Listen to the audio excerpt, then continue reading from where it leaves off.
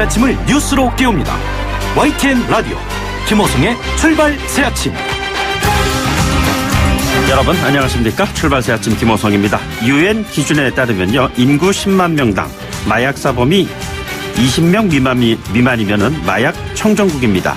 우리나라는 지난 2016년 10만 명당 28명을 기록했습니다. 이미 마약 청정국이 아닙니다. 정말 그런 것 같습니다. 버닝썬 사태 이후에 경찰이 검거한 마약 사범 최근에 한 5주 동안 검거가 진행됐죠. 994명, 이들 가운데 368명, 10명 중 3명꼴로 즉시 구속감이라는 그런 통계가 나왔습니다.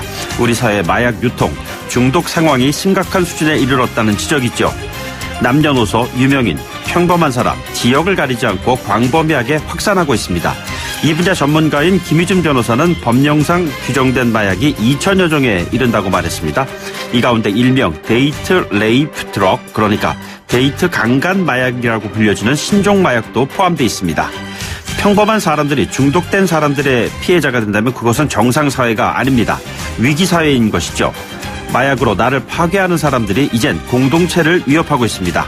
마약을 둘러싼 실상과 대책, 오늘 2부에서 집중 진단해 보도록 하겠습니다. 4월 10일 수요일입니다. 잠시 후 출발하겠습니다.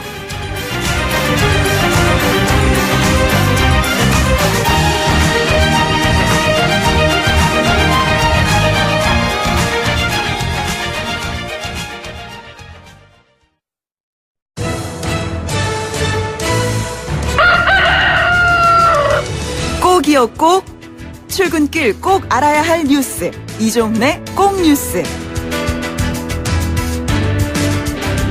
예, 오늘 이 새벽닭이 말이죠. 6시 전에도 한번 울리더라고요. 이종훈 박사님께서 출발 새아침 시그널 뮤직 배경으로 해가 꼭이요 하면서 출발 새아침 안내를 좀 잘 해주셨습니다. 너무 감사드립니다. 그래서 저도 오늘 정중하게 소개하겠습니다. 시사평론가 이종훈 박사 나오셨습니다. 네, 안녕하세요. 고등학교 무상교육 도입 시기가 앞당겨졌는데 학부모들 입장에서는 큰 부담을 더는 것일 수도 있겠어요? 예. 그런데 역시 문제는 재원이다. 그렇습니다. 이제 이런 얘기입니다. 당초 2020년부터 이제 도입할 예정이었는데 유은혜 사회부총리 겸 교육부 장관이 지난해 10월 취임하면서 1년 앞당기겠다라고 발표를 했고 어제 당정청이 합의를 했습니다. 그런데 각 시도교육청은 이미 좀 반대를 해왔습니다. 이게 뭐냐면 재원을 이제 분담하는 비율 관련해서 중앙정부가 좀 더 부담을 더 해야 하는 거 아니냐라고 하는 문제 계속 해왔거든요. 그런데 결국 이제 뭐 반반 부담으로 결정이 됐습니다. 그러니까 5%는 지자체가 부담하고 나머지 95%는 중앙정부하고 시도교육청이 반반씩 각각 그러니까 47.5%씩 부담하는 그런 구조인데요. 네. 누리과정 예산 둘러싼 공방 기억나시죠? 예. 그때도 이런 구조로 돼 있었는데 계속 공방이 몇 년째 이어지다가 결국은 지난해부터 중앙정부가 이제 다 책임지는 것으로 이렇게 결론이 났는데요.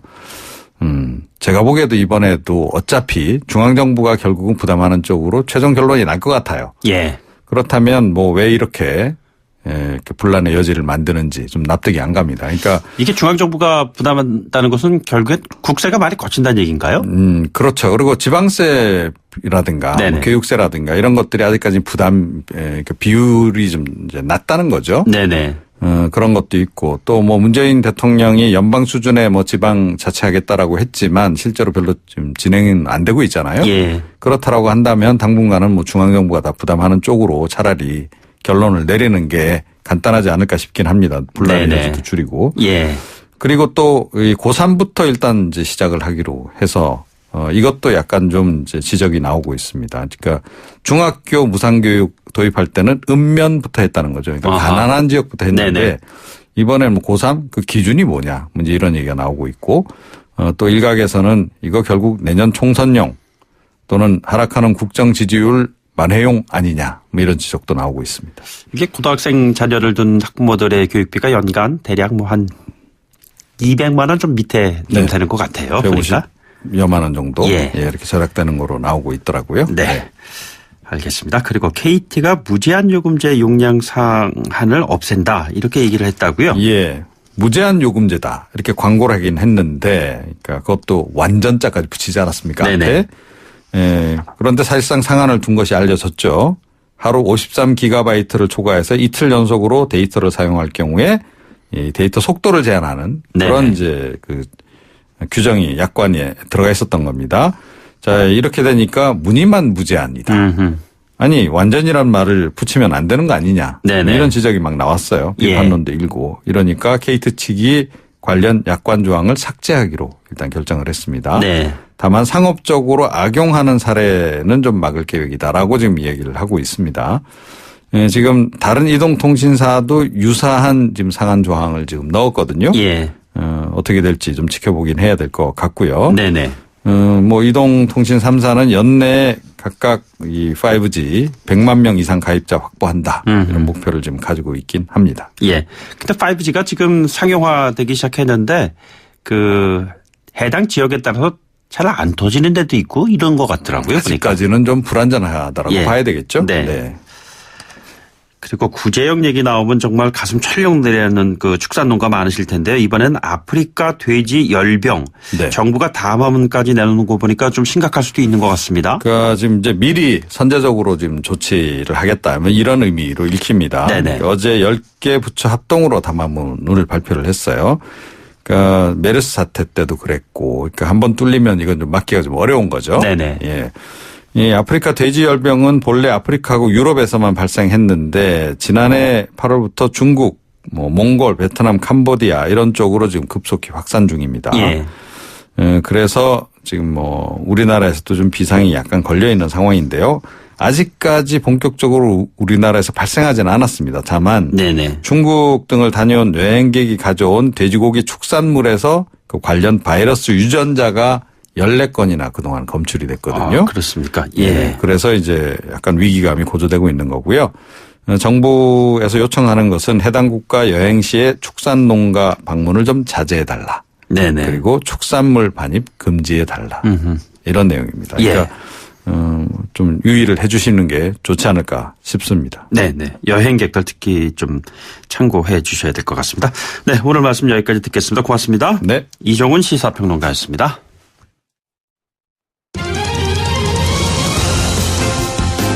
가장 뜨거운 이슈 오늘의 헤드라인. 출발 새 아침 헤드라인 인터뷰.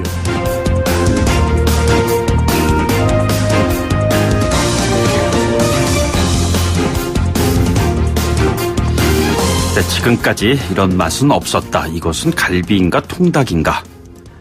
최근에 공전의 히트를 친 우리 영화 극한직업 이후에 말이죠. 치킨이 많이 팔린다는 얘기가 심심치 않게 나왔습니다. 그런데 말이죠. 한국인의 대표 간식이라고 할 수 있는 이 치킨을 둘러싸고 정말 아픈 그런 주장들이 나왔습니다. 공방이 이어지고 있습니다. 어느 한쪽이 진위가 가려져야 될 것 같습니다. 한 매체를 통해서 보도한 내용인데 말이죠. BHC 치킨 프랜차이즈이지 않습니까? 가맹점주들이요. 본사로부터 냉동 닭고기, 저품질 닭고기를 공급받은 일이 있고 또 다 손질된 고급 닭고기를 공급받는 조건으로 비싼 값을 치르고 있다. 그런데 이를 직접 다 손실해서 적은 양으로 판매할 수밖에 없다. 이게 손해를 보고 있다는 주장이에요. 이에 대해서 BHC 본사 측과 점주 측 주장을 저희들은 다 들어보도록 했습니다. 먼저 BHC의 본사 측 입장을 한번 들어보도록 하죠. 홍보팀의 김동환 팀장이 연결돼 있습니다. 팀장님 안녕하십니까? 예, 안녕하십니까? 예, 이게 어제 관련된 뉴스에 대한 관심이 높았습니다. 왜냐하면 그 치킨을 선호하는 분들이 굉장히 좀 많으시잖아요. 그런데 이 점주분들의 주장에 대해서 즉 냉동 및 저품질 닭고기 공급 이 주장에 대한 일종의 반론을 한번 듣고자 합니다. 어떤 말씀 주실 계획이신지요? 네. 먼저 인터뷰하기 전에 전혀 사실과 다르다는 것을 말씀드리겠습니다. 네네. 특히 오늘 그 점주협의 측의 변호사님이 출연하신 걸로 알고 있는데요. 네네. 변호사님이 아니고 제보하신 가맹점주협의회장 진정호 점주님께서 직접 참여에 떳떳하게 사실을 근거로 한 이야기를 했다면 청취자분들께서도 판단하기에 좀 이해도가 높지 않았을까 하는 아쉬움이 있습니다. 변호사분 말고요. 예. 네네. 먼저 저희 BHC 치킨은 고품질의 냉장 신선육 한 마리를 사용한 치킨을 소비자에게 제공하고 있습니다. 네네. 일부 언론사를 통해 보도된 내용은 심히 유감을 표하며 잘못된 주장임을 강력하게 말씀드립니다. 먼저 냉동육 공급 주장에 대해 자세히 설명드리자면요. 저희 BHC 치킨은 할인 계열인 올품 및 사조 등 도계 업체에서 당일 도계한 신선육 한 마리를 냉장으로 공급하고 있습니다. 이 도계 업체들은 국내 다양한 프랜차이즈 및 대형마트에 개육을 공급하고 있습니다. 당일 도배한 신선육을 바로 급냉동 제품화한다면은 그 납품가는 냉장 신선육보다 제조원가가 훨씬 높아집니다. 네네. 이에 그 어떠한 프랜차이즈도 가맹본부가 이런 원가 높은 냉동육을 공급할 이유가 전혀 없습니다. 네네. 단 저희 그 울릉도점만 배송수단, 거리, 기상 상황을 감안해서 가맹점주님의 요구에 따라 신선육을 급 냉동해 공급하고 있습니다. 이 단 한 개입니다만요. 그러니까 울릉도를 제외한 모든 곳은 지금 말씀하신 대로라 이 말씀이시죠? 네, 울릉도를 제외한 모든 지역은 저희는 냉장 신선육 한 마리를 공급하고 있습니다. 냉동이 아니라요? 예. 그럼요. 네네. 실제 도계업체에서 유통되고 있는 냉동육은 유수해동을 통해 진행해도 해동되기가 굉장히 어렵습니다. 네네. 거의 돌덩어리죠. 예, 예. 근데 저희가 입장문을 배포한 영상을 보면은 냉동육 영상을 비교할 수 있게끔 영상을 올렸습니다. 네네. 전혀 가맹점주협의회가 주장하는 냉동육은 차이가 엄청납니다. 그리고 가장 중요한 것이 이 소비자가 받았을 때의 느낌인데요. 그 냉동 시 냉동육을 사용했을 때는 뼈 조직이 파괴됩니다. 예. 그래서 치킨을 드시는 소비자가 판단해도 치킨을 다 먹고 난 다음에 뼈에 검은색이 쉽게 보이기 때문에 이를 감히 속일 수가 없습니다. 자, 팀장님, 지금 말씀하신 네네. 내용을 좀 듣고요. 제가 추가 질문 좀 드리겠습니다. 점주 측들이 보면은 동영상이나 물증을 통해 가지고 냉동육과 냉장육을 분간할 수 있는 물증이 있다라고 하는데 회사 측은 이것을 검토하셨는지요? 우선 본사가 그런 제품을 공급한 사례가 구체적으로 있으면은 네네. 떳떳하게 제보하신 점주님께서 공급받은 사례를 구체적으로 예. 사실에 입각하여 법적 조치를 취하면 되지. 예. 지금은 뭐 중세시대 만연사냥식으로 언론을 통해서 공격하는 것은 정말 잘못됐다고 생각합니다. 네네. 요번에 제보된 동영상에 나오는 점주님께서 이번 일부 매체 보도를 보고 굉장히 깜짝 놀라서 저희 가맹점주 소통 창구에 이런 글을 남기셨습니다. 그 점주님께서 직접 남기신 글이 네네. 12년 동안 장사하면서 처음 보는 닭이어서 신기해서 동영상을 찍었고 예. 바로 도계사 측에 전달해서 제품을 교환받았다. 네네. 이게 직접 영상을 촬영하신 분이 남기신 글입니다. 예, 예. 이 말은 즉 저희는 냉동닭을 사용하지 않았고 소비자에게 절대 제공되지 않았다는 것이죠. 네네. 근데 마치 저희 브랜드가 모든 치킨을 냉동닭을 사용했다고 매도하는 것은 매우 잘못된 것이죠. 그러니까 예외적인 상황이었고 그 예외적인 상황에 해당되는 제품은 시판되지 않았다는 말씀이시죠? 그럼요. 네네. 바로 도계사에서 직접 교환을 받았습니다. 이 예. 부분은 동영상을 제보하신 점주님께서도 직접 교환받았다고 글을 남기셨습니다. 그리고 동영상을 찍은 점주님께서 직접 글을 남겼고 그 사안을 확인을 하신 내용을 지금 말씀하시는 것이죠? 예, 그럼요. 네네. 당연하죠. 지금 결국에는 그 점주 측과 뭔가 협의를 통해 가지고 이 문제를 해결해야 되지 않겠나 싶은데요. 어떤 네. 그 해결책을 갖고 계십니까? 먼저 그 가맹점에 공급받는 물품에 불만이 없는 것이 저희는 최선이라고 생각합니다. 네네. 근데 혹시라도 품질 불만이 발생 시에는 당사가 제공하는 품목에 대해서는 즉시 교환 및 환불을 진행하고 있습니다. 네네. 요즘 시대에 소비자를 기만하고 불공정한 기업이 살아남을 수 있다고 생각하십니까? 예. 제보하신 가맹점주가 제보한 것이 흔히 요즘 말하는 저희는 가짜 뉴스라고 생각합니다. 네네. 저희는 여러 가지 시기와 질투로 사법기관을 통해 저희를 고소하신 분들이 많습니다. 하지만 이 모든 것들이 다 무혐의 처리가 되었습니다. 저희 기업은 소비자 기만과 불공정은 단 한순간도 생각한 적이 없고 점주님께서 혹시라도 불만이 생긴 제품에 대해서는 즉시 교환 및 환불을 진행하고 있습니다. 알겠습니다. 오늘 말씀 여기까지 듣고요. 반대쪽의 입장을 저희들이 한번 들어보도록 하겠습니다. 오늘 BHC 치킨 본사 홍보팀 김동환 팀장과 함께했습니다. 팀장님 오늘 고맙습니다. 예, 감사합니다.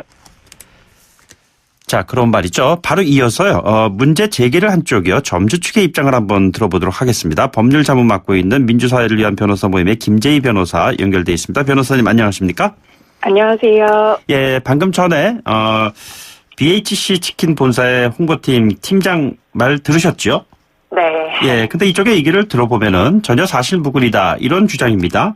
자, 지금 법률 자문을 맡고 계시는 그 네. 변호사님께서 지금 이 사태에 불거진 상황 그리고 현재 어떤 입장을 가지고 계신지 한번 정리해 주시기 바랍니다. 네, 지금 BHC 본사는 아까 그 홍보팀장님 말씀처럼 품질과 식감이 뛰어난 고품격 신선육을 사용한다고 홍보해 왔는데요. 네네. 이번에 가맹점주들이 폭로한 내용은 수요가 급증하는 명절 등 대목 시즌에 가맹 본사로부터 공급받은 닭에서 일부 냉동육이 섞여 공급되었고 또 그 품질 또한 가맹 점주들이 다시 손질을 해야만 쓸 수 있는 상태였다는 것입니다. 네네. 이에 대해서 뭐 가맹 점주들이 냉동 상태로 공급된 닭을 촬영한 자료가 있고요. 뭐 아까 홍보팀장께서는 이것이 울릉도 등 지역에 한정되어 있었고 네네. 그 동영상 촬영하신 분이 뭐 바로 교환을 해서 이런 상품이 유통된 적이 없다 이렇게 말씀하시는데요. 제가 이 가맹점주 협의회로부터 들은 바에 따르면 그 울릉도 지역이 아니었고 제보된 곳이 그럼 어느 곳이었습니까? 예. 그 자세하게 지역 제가 듣기로는 그 부산 구미 이쪽 지역으로 들었고요. 네네. 네. 그리고 그 공급된 닭이 이제 너무 바쁘시잖아요, 점주님들이. 네네. 그러니까 냉동 닭이 공급되었을 때 어떤 경우에는 교환도 했지만 너무 바쁠 때는 그 닭을 사용해서 할 수밖에 없었다, 영업을. 네네. 그렇게 말씀을 하시거든요. 그래서 실제로 뭐 전부 유통됐다 이것은 아니고 물량이 딸리는 시즌에는 냉동 상태로 닭이 공급된 경우들이 있었고 네네. 이런 부분을 사실은 점주님들 입장에서는 영업을 하셔야 되고 이렇게 보도가 되면 매출이 떨어질 수밖에 없지 않습니까? 네네. 그런데 가짜 뉴스를 내보낸다는 거는 사실 말도 안 되고 정말 이 뼈를 깎는 심정으로 이 부분이 개선되어야겠다 이런 심정에서 이렇게 사실을 보도하게 된 것입니다. 예, 지금 홍보팀장의 얘기에 따르면은 울릉 지역을 제외하고는 그러니까 울릉 지역에 공급되는 냉동육을 제외하고는 일반 점주들에게 제공하는 것은 신선 냉장육이다. 이렇게 얘기를 했습니다. 그런데 지금 변호사께서 말씀하시는 것은 그렇지 않다는 말씀이시잖아요. 네. 다른 지역에도 유통이 일부 된 경우들이 있었습니다. 네. 이 관련된 내용 공정에 신고하고 기자회견까지 준비하고 계시지 않습니까? 네네. 저희가 공정위 신고서 제출을 한 상태고요. 기자회견이 내일 이제 예정되어 있습니다. 네네. 거기에서는 구체적인 증거 같은 것을 확보한 것을 공개하실 예정이신가요? 네, 이제 공정위 신고서에 첨부 자료로 그 동영상과 사진 등을 첨부했고요. 네네. 네, 저희 자료들 이제 제공하신 점주님들 비롯해서 점주협의회 분들이 조사에 이제 임해서 진술도 충분히 해서요 조사가 잘 이루어질 수 있도록 협조할 예정입니다. 예, 요 직전에 그 김동환 팀장, 그 본사의 홍보팀 팀장의 얘기에 의하면은 이의를 제기했던 점주도 그것이 나중에 확인이 돼서 본사 측과의 소통을 통해 가지고 문제가 해결됐다고 했는데 그렇지 않은 문제가 해결되지 않은 사례들이 지금 물증으로 확보돼 있다는 말씀이신가요?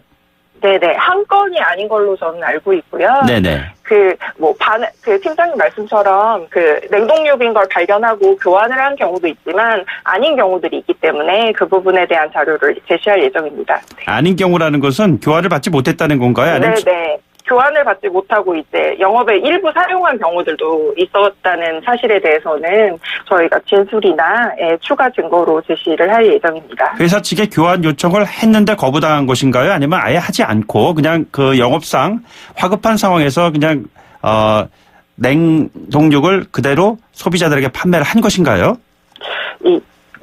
영업상 화급한 상황에서는 냉동육이 나가는 경우도 일부 있었다고 제가 그렇게 들었습니다. 예. 이게 보통 점주가 말이죠. 부당하다고 판단해서 이 다른 곳에서 구입을 해서 이거를 치킨을 판매하는 그런 경우들도 있습니까? 가맹 계약상 그 닭고기가 필수 품목으로 정해져 있거든요. 그래서 이런 경우에는 무조건 가맹 본부가 공급하는 닭만으로 상품을 이제 만들어야 되고요. 네네. 다른 물건을 사용할 수 없게 되어 있습니다. 그렇습니까? 이게 보면은 그 프랜차이즈라는 것이 꼭 치킨에만 국한되어 있는 것은 아니잖아요. 네. 예, 다른 식품에도 적용되는 그러한 사안인데 가맹 점주와 관련돼 있는 또 점주와 관련돼 있는 본사와 관련돼 있는 이 관계가 변호사께서 보시기에는 어떤 관계라고 지금 파악하고 계십니까? 갑과 을의 관계입니까? 실질적으로는 이제 뭐 영세한 가맹 본부들도 있기는 하지만 대부분이 특히 BHC 같은 경우에는 본부가 굉장히 큰 규모고 정보력도 많고 경제력도 당연히 높고 그런 상태이고요. 점주님들은 다 미랄처럼 흩어져 있는 상태입니다. 근데 이제 이러한 구조적으로 수익 구조도 그렇고 불균형한 것을 바로잡기 위해서 이제 점주협의회가 꾸려져서 단체로 대응을 하고 있기는 한데요. 네네. 그 역량도 사실은 역부족이고 본부에서 이제 그런 가맹 점주 협의회 활동을 막거나 방해하는 경우들이 있어서요. 네네. 실질상으로는 갑과 을의 관계라고 볼 수 있습니다. 그렇습니까? 이걸 왜 여쭤보냐면은 본사가 있고 가맹점이 있고 그 가맹점에서 알바를 한다거나 일을 하는 최저임금 적용을 받는 근로자들이 있지 않겠습니까? 네. 그래서 이 구조가 결국에는 을 또 병까지 이어지는 그런 관계로 되어 있다면은 이 같은 구조적인 악순환이 계속된다면은 결국에는 피해자는 계속 또 다른 피해자를 양산하는 그런 결과로 이어지지 않을까 하는 그런 생각이 들어서 여쭤보는 것입니다. 네. 실제로 그 가맹 본부와 가맹 점주의 수익 관계가 상당히 불균형하고요. 대부분 가맹 본부들이 뭐 로열티도 받지만 유통 마진이라고 해서 그 도매가 이상의 금액을 받았을 때 그런 차익 가맹금이라고 부르거든요. 네네. 그 금액을 통해서 이제 수익을 얻는 구조로 되어 있습니다. 예. 치킨업의 경우에는 그게 매우 큰 상태이고요.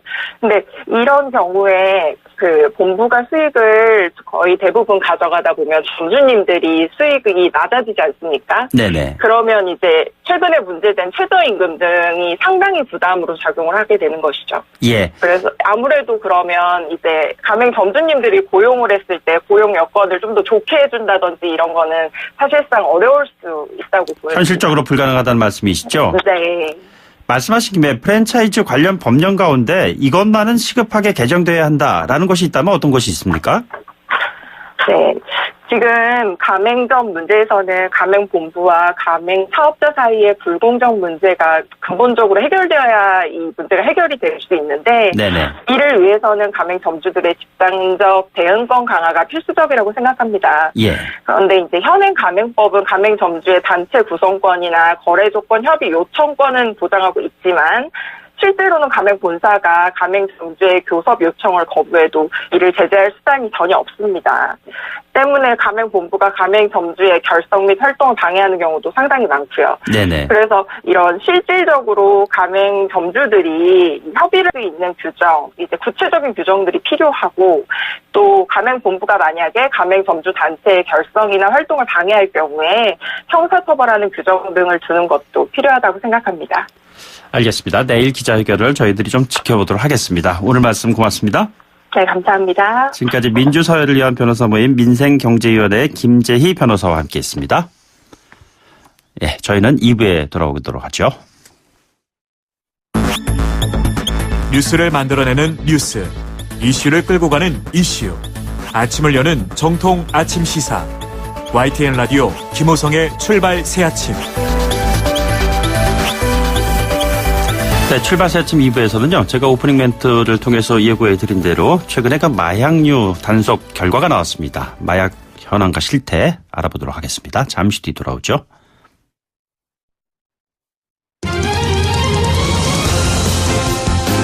가장 뜨거운 이슈. 오늘의 헤드라인.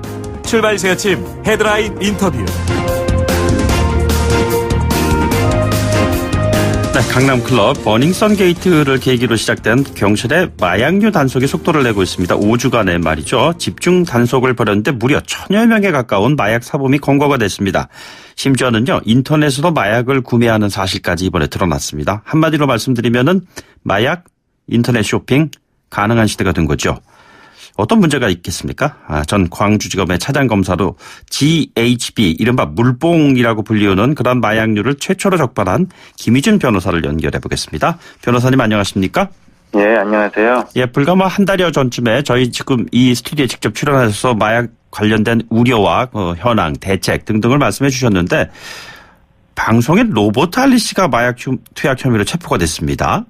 예. 이게 양성 판정이 나왔다고 하는 건데 이게 그렇다면 최근에 투약을 했다 이렇게 판단이 되는 것이죠.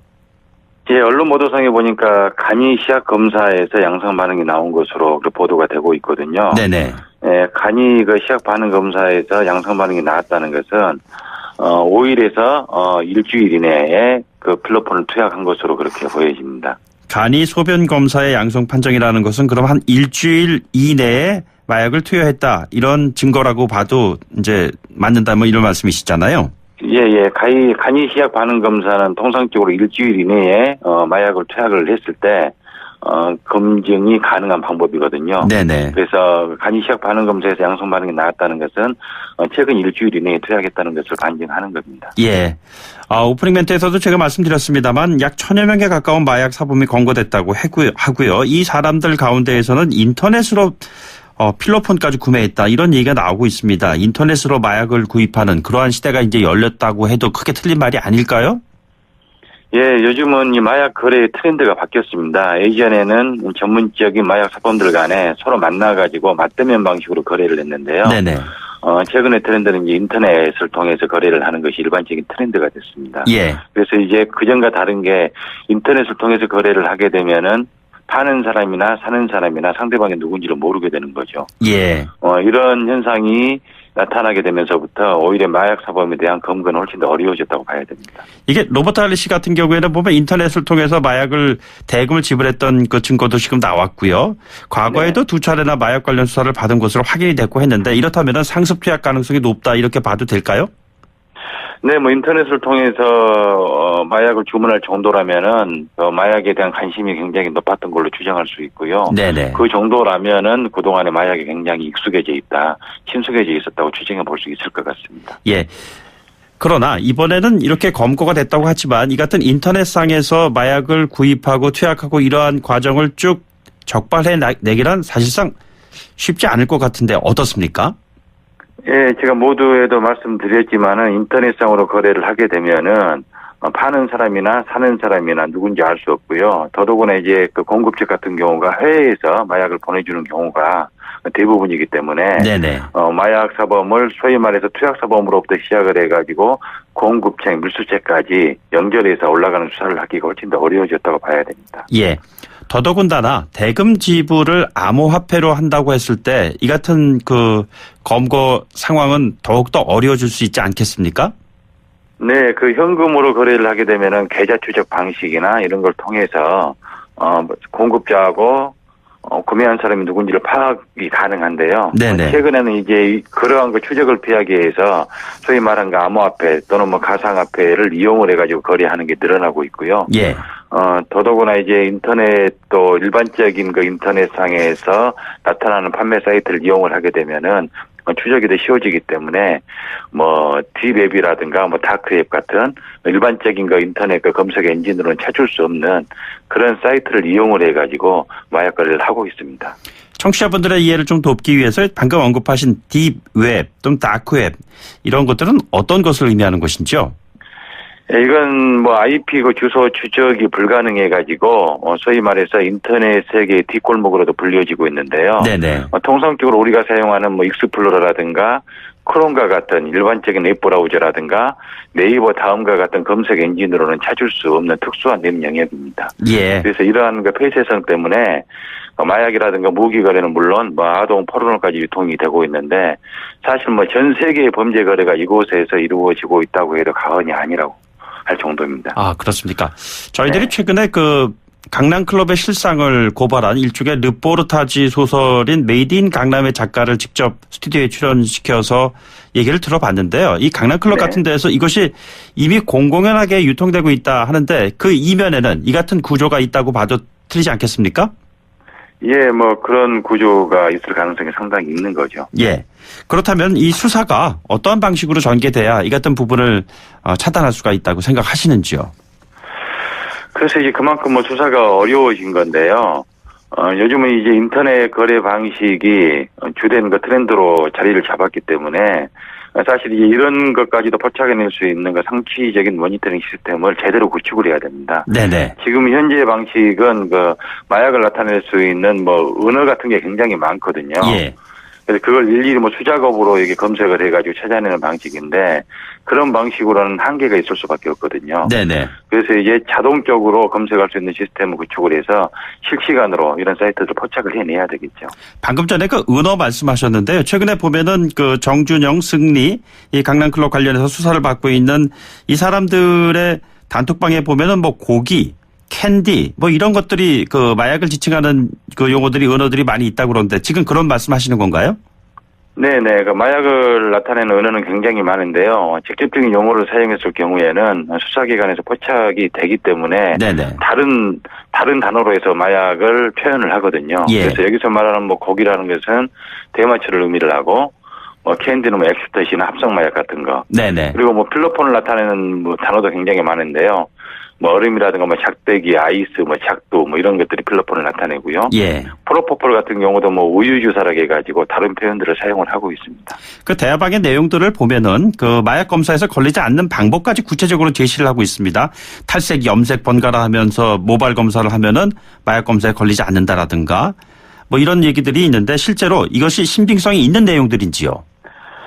그 마약 사범들 사이에서는 이제 이런 소문들이 있어가지고 여러 가지 이야기들이 나오는데요. 네네. 실질적으로 제가 이제 서울중앙지검 강력부장 할 때도 소위 그 마약의 감정을 피해 나갈 수 있는 그런 뭐 약도 판매한다는 사이트도 있었고요. 여러 가지 방법을 알려주는 그런 내용들이 있었는데 네네. 실질적으로는 그다지 효과가 없는 것으로 그렇게 나타나고 있습니다. 그러면은 그 다들 그런 방식으로 취해도 결국에는 마약을 투약했다면은 나중에 다 증거로 검거가 된다는 이야기죠? 예. 결국은 뭐 증거를 포착할 수 있게 되고요. 그래서 이제 가장 확실하게 피할 수 있는 방법은 머리를 다 이게 삭발을 한다든지, 채모를 다 이게 삭발을 한다든지, 뭐 이런 방식으로 피해 나가기도 하고. 그 로버트 할리 씨가 두 차례 수사에 걸친 때 대응했던 방식 뭐 그런 걸 말씀하시는 거군요. 네네, 그렇습니다. 그 남양유업 창업주에서 이제 황하나 씨 같은 경우에 지금 화제의 중심에 놓여져 있는데요. 필로폰 0.16g을 3번에 걸쳐서 조 씨의 팔에 주사를 놔줬다. 뭐 이런 얘기를 했다고 하는데 이 정도의 양이면은 어느 정도의 양을 말하는 것입니까? 통상적으로 그 필로폰의 1회 투약분은 0.3g에서 0.5g이거든요. 네네. 근데 0.16g이라고 하면은 보통 이게 3번 내지 4번에 투약할 수 있는 그런 분량인데 이건 사실 1회 투약분으로 보기에는 굉장히 많은 양이죠. 예. 그래서 통상적인 그 마약 그 투약 양하고는 상당히 거리가 멀다고 보여집니다. 아, 그렇습니까? 네. 10만 명당 그러니까 그 20명 이것이 마약 청정국 기준이라고 하는데 이미 그것을 넘어섰다는 그런 경찰의 발표입니다. 마약 청정국이라는 네네. 국가가 어떻게 이 지경이 됐는가라고 개탄하는 분들도 많이 있으신데요. 이 같은 우리 사회의 병폐를 해결해 나갈 수 있는 방법을 한번 전문가 입장에서 말씀해 주신다면 어떤 말씀 주시겠습니까? 네, 저는 뭐 기본적으로 뭐 마약 청정 국가라는 그 자체가 뭐 환상이라고 보고 있고요. 네네. 또 마약 청정 국가라는 용어 자체가 유엔에서 뭐 공식적으로 인정하고 있는 용어도 아닙니다. 사실 최근에 뭐 경찰에서 한 달 동안 단속을 해가지고 1,000명 가까운 마약 사범을 검거를 했다고 그러잖아요. 네네. 사실 뭐 인구 뭐 10만 명당 20명 미만 그것은 공식적으로 검거한 숫자를 기준으로 판단을 하는 것인데 그동안 사실 뭐 제대로 적발을 안 해냈기 때문에 굉장히 통계 수치가 낮아서 그렇게 보여질 뿐이지 네네. 실질적으로 우리 사회에는 마약 사범의 의미가 만연해 있고요. 굉장히 범람해 있다고 보여집니다. 그래서 여기에 대해서 전 국가적인 차원에서 국민적 관심을 가지고 지속적으로 단속을 해나갈 필요가 있다고 보여집니다. 단속을 해 나가야 될 구체적인 방법론을 한번 말씀해 주신다면요? 지금 사실 우리나라 같은 경우는 마약 수사 체계가 제대로 가동이 안 되고 있거든요. 네네. 그래서 마약 수사 유관 기관인 검찰이나 경찰, 뭐 식약처, 관세청 등이 좀 유기적으로 공조를 해서 단속 체계를 강화해 나가고요. 전국적으로는 좀 우리나라도 미국의 DEA와 같은 마약 수사청을 만들어서 제대로 된 그 마약 수사 기구를 한번 설립을 해서 대응해 나갈 필요가 있을 것 같습니다. 그리고 최근에는 그 인터넷 거래가 트렌드가 되고 있기 때문에 인터넷상에서의 마약 거래를 실시간으로 포착해서 단속할 수 있는 그 온라인 모니터링 시스템 지금 있기는 합니다만은 제대로 된 그 시스템을 갖춰야 될 필요가 있다고 보여집니다. 알겠습니다. 여기까지 듣겠습니다. 오늘 말씀 고맙습니다. 네, 감사합니다. 네, 지금까지 전 광주지검 차장검사인 김희준 변호사와 함께했습니다. 8시 뉴스 듣고 3부에 돌아오겠습니다.